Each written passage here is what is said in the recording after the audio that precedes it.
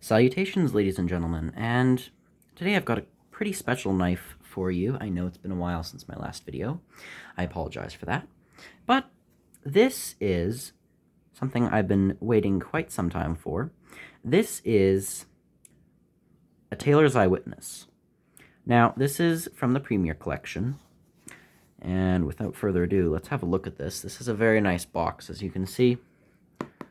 Nice hard box with the gold embellishment. Very nice. When you open up the box, you get a certificate. And here, if you want to pause, you can read this if you would like. There you go. And this one was made by Mr. Lee White. How to care for your knife. Yeah, nice little certificate. Now, there's this little piece of paper here to protect the knife. And here it is in this nice foam insert.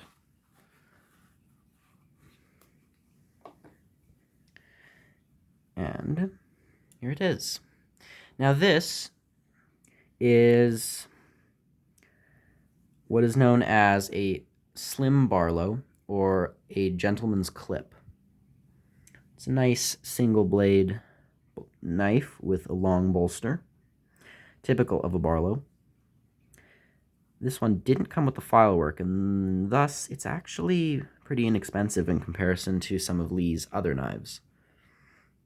As you can see, the back spring is very well polished. Everything is very well polished. There's some minor gaps up here, but nothing that will hurt the knife or the functionality of it. Centering is spot on. And I got this one in buffalo horn. Got a nail nick, no half stop. And let's see if the camera can get a zoom on this logo. There it is. It says Witness, Sheffield, England with the eye. You can see nickel silver bolsters, nickel silver pins, brass liners, stainless steel back spring, and a stainless steel blade. All 420HC, so same with buck knives or case. You can see the fit from the blade to the spring is superb. No blade wobble at all, not even the slightest bit of movement. The pins are very flush, very well sanded on both sides. Very nice. The polish on the blade is superb. It's truly a mirror polish. Very, very shiny. The knife itself is very nice in the hand. You can see this tiny little choil combined with the slightly curved pattern. It just really feels nice in the hand. It would be a great knife for sharpening a pencil, for maybe cutting an apple. It's just a great light use knife. And because this one, as I said, was one of the less expensive models, you wouldn't feel as bad using this, sharpening it, using it again, sharpening it some more. Now, I've had this for a couple days now, and there are two small issues I have with the knife. One is the transition here. Now, let me just put the blade back so you can see that. I don't know how well the camera's picking that up, but the transition from the bolster to the cover is not that good. You can see there's a bit of a gap in there, and thus it's quite bumpy. And when I'm complaining about this, I actually have reason to. This isn't just a very tiny little bit of, it's not perfectly flush. No, you can very clearly tell there's some scratchiness in here, and I don't know how I feel about that. Of course, I know these are entirely handmade, but again, that could have been sanded a little bit better to fit a little bit more nicely with the cover. But it's just what I think. Not a huge deal. But the one thing that did actually really bug me is the blade when it closes. There is no stop pin on this at all. As you can see on the inside, it's just plain back spring. And thus when this shuts, I was closing this at one point, and maybe I closed it a little bit too hard, but even so, it got some blade wrap. There was a tiny chip right about there. And I panicked because, well, no one likes chipped knives. But what I did is I got it. I took out a electric sharpener, and there's one thing, fun fact. I am terrible at sharpening. Absolutely terrible. I can't sharpen to save my life. And that's why I often take them to a professional to get them sharpened. But this time, I didn't want to wait. So, that little chip was bugging me. So I took it to the sharpener and smoothed it out. And I think it actually went pretty well. The only problem, though, was in the process, it lost its razor sharp edge. The irony is that even though I was using a sharpener to get rid of the chip, it actually dulled the blade. This blade was the sharpest knife I think I had when it was first new, but when I took it to the sharpener, it kind of dulled the blade a little. And as you can see, there's evidence of it being sharpened right here by the back. You can see that has been a bit over sharpened, but that can easily be fixed. This whole thing can be fixed if I just take it to a professional later to get it sharpened. I'm probably doing that sometime throughout the next week. I'll take it and bring it to them. They've got a professional sharpener over at House of Knives. There are various House of Knives in the area, and they do sharpenings. Very good. Every time I've gone to them to get something sharpened, it's turned out very nicely. So I think what I'm probably going to do is, even though, yes, the chip is gone, which is really good, it no longer is an eyesore. The blade looks nice again. It is not that sharp. I mean, I've cut an apple with it. It's sharp enough to cut light things, but if you want this hair splitting sharp like it was when it first arrived, you're not going to get that. So what I'm going to do is later this week, take it in, get it professionally sharpened, smooth this bit out down here, which was kind of sharpened unevenly, and just get the whole thing nice and razor sharp again. And then at that point, 420HC is pretty easy to sharpen, so I guarantee a little bit of time on the either the Ken Onion or the Spyderco sharpener that they use, it should be back to really sharp very fast. So yeah, the chip is gone. I was able to get rid of that, thankfully, but I think that I'm not very good at resharpening, so I think I'm going to take it over there and get them to sharpen it. Maybe I'll do an update, because this was superbly sharp when I first got it. So I think that if they spend some time on it, then it will be back to perfect again. But I'm glad the chip is gone. So now, the one thing that I wish was different was that they put a stop pin in there, but I'll just kind of guide the blade down to prevent it from hitting against the metal. So if you buy one of these, I just recommend be gentle with it. Don't snap it shut. Try to guide the blade down just so that nothing happens, and then you have to fix it and it causes another problem. But in the meantime, other than that, got rid of the chip, and once I get this sharpened, I think it will be back to perfection, or near perfection again. I didn't really talk about the covers. I've been kind of rambling again, but the covers, which are buffalo, are stunning. Let me just take a second to shine them, because they are very nicely polished, and I don't know if the light's picking this up as well as it could, but look at that. Isn't that nice? That's really nice. The other side's even nicer. If you can see, there's a bit of gray in there, and it works so well. It looks like the most nicely polished ebony you'll ever see.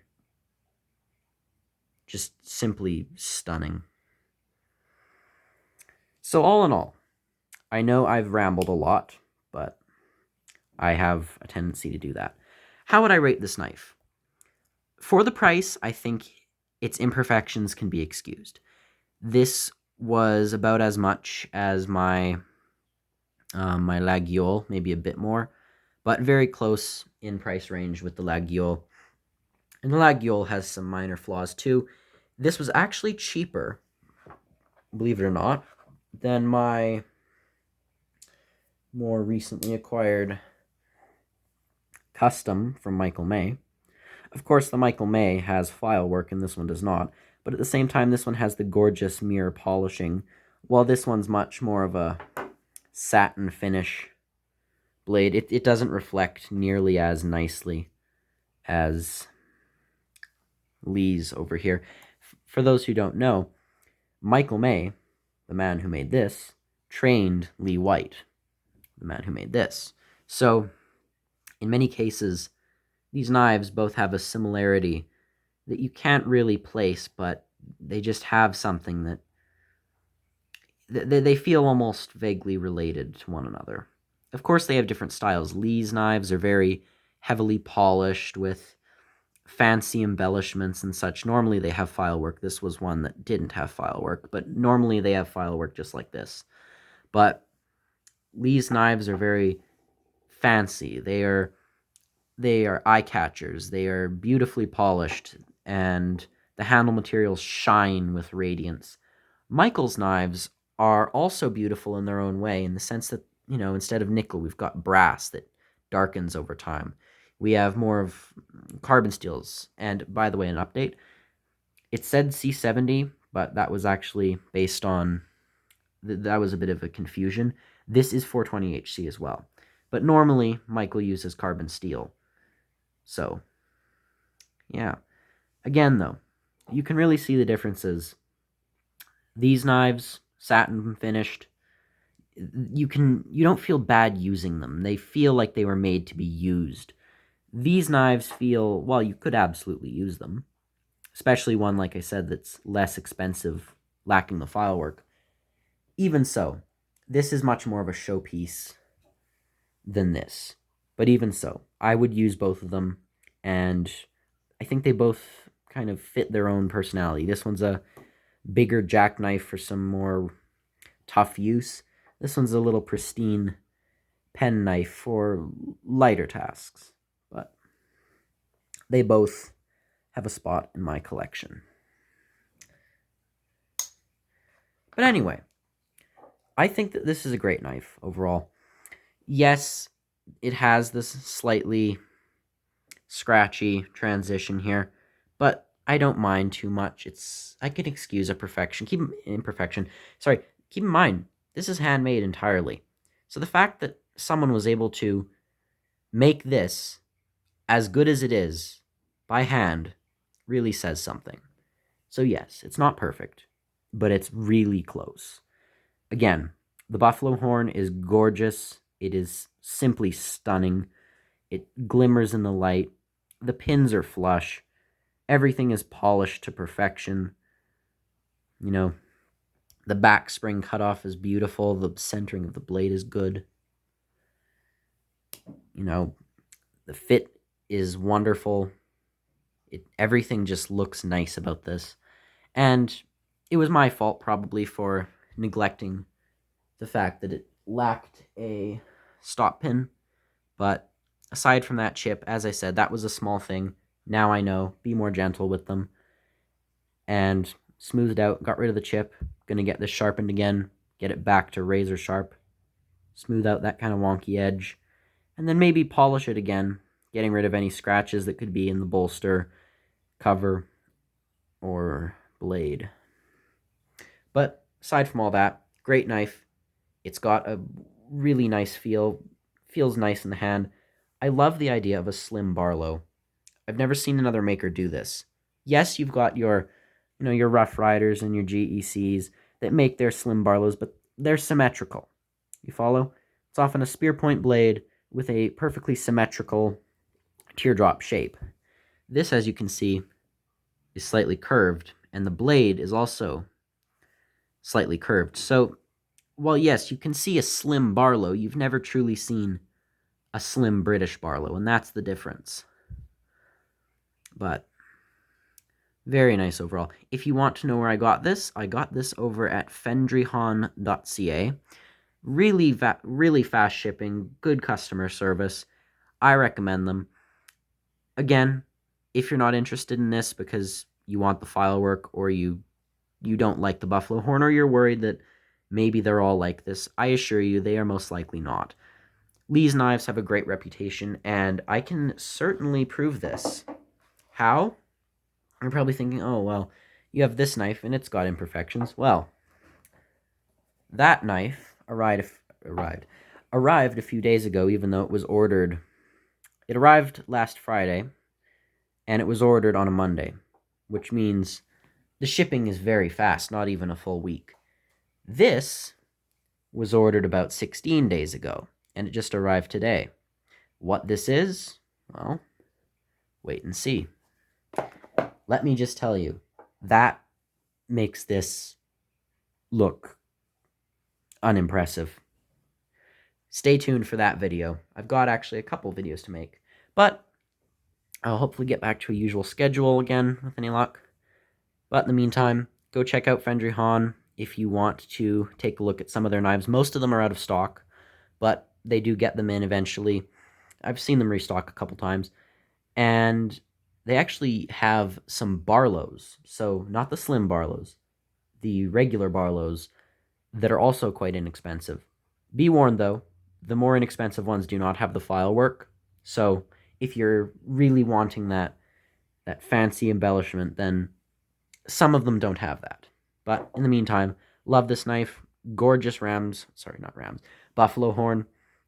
Transitions are good, except for this one, which is a little bit off. The blade centering is good, no wobble. Fits great. Love this knife altogether. Thanks for watching. I will see you in the next video. Bye.